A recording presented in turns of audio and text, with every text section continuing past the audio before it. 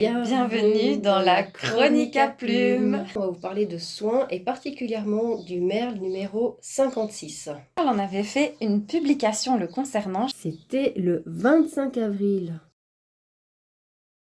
Ce petit merle était arrivé alors qu'il savait pas encore manger seul. C'était encore un tout bébé.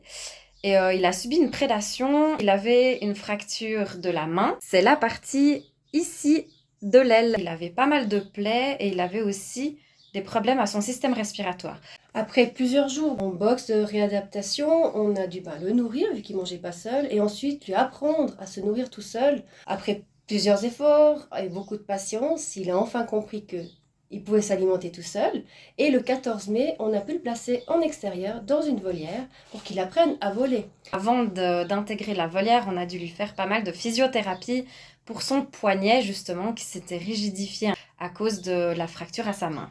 En volière, au départ, on lui a mis des perchoirs plus bas pour qu'il puisse sautiller et commencer à se muscler. Et de fil en aiguille, il a pu voler et faire des traversées de volière.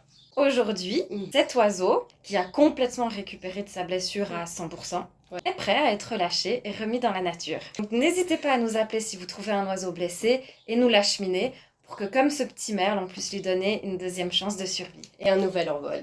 Merci. Au revoir, merci.